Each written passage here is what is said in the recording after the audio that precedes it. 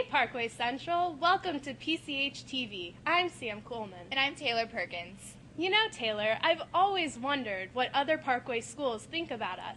PCHtv got the chance to visit other high schools in the area to see what they have to say about Central. Alone Gilboa has the story. Ever since the other Parkway high schools separated from Central back in the 1970s, stereotypes and rivalries have developed between the different schools. PCHtv traveled to Parkway North, South, and West to see how they feel about Central. First stop was Parkway South, where many students had little to say about Central. They are kind of rich because, they're in Chesterfield and there's, a lot of rich people there. And also the cheerleaders compete, and I like that, so, yeah. No, I haven't really heard any. We talk about people and stuff, but I know people from Central and other schools, and they're all really cool, and so I haven't heard any stereotypical, nothing bad. I think these views generally come about because people hear, one bad story about a couple of people, and then they push that on to everybody at that school. The next school we visited was Parkway North, where many stereotypes were based upon economic differences. I don't really care about Central, but I know that people here kind of think that they're just pretty much snobby kids, and I think we're supposed to be their rivals or something, so our football team really gets psyched up when we go against them. North thinks that Central is snobby just because their places over there are have more money, like that Manchester area.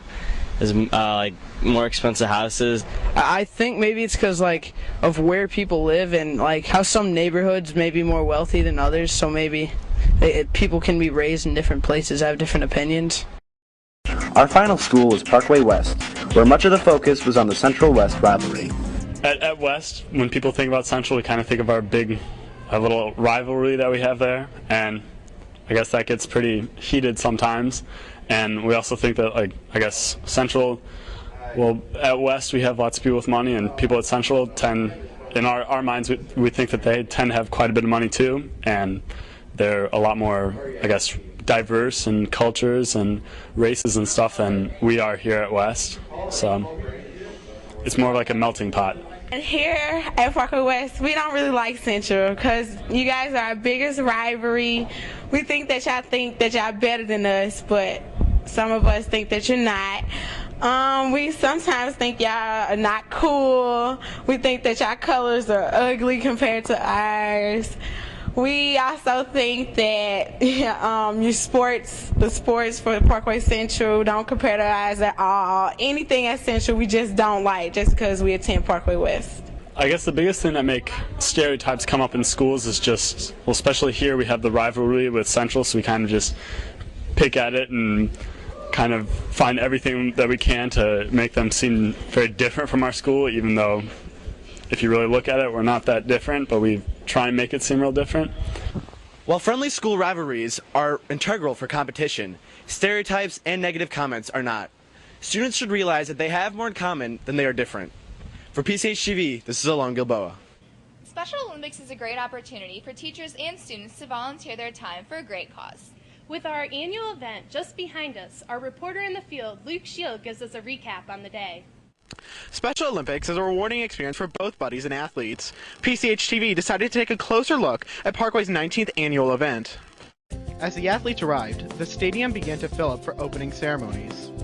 Umbrellas were out as it began to rain. After the lighting of the torch, athletes made their way to their first event. Some made a quick stop for bagels at the hospitality booth.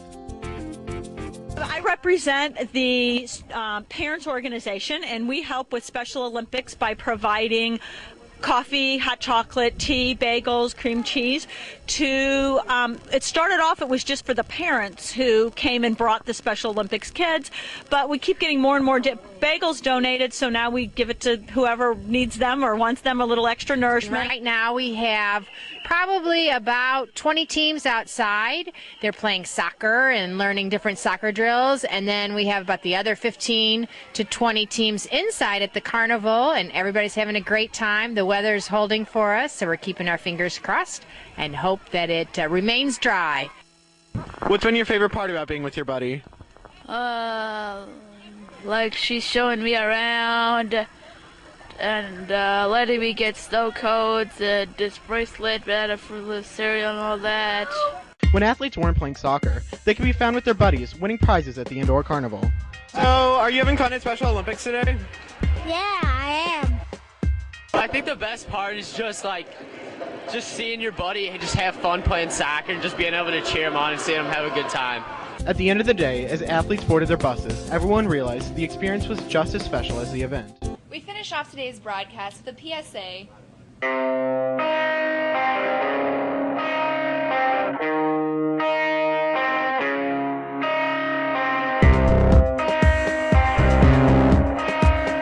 The varsity football team finished their regular season with a 9-1 record and won their first district championship since 2004. The Colts are ranked number 6 in the Post-Dispatch large school ranking and start the playoffs tonight against Dormany at Rittner High School at 7 p.m.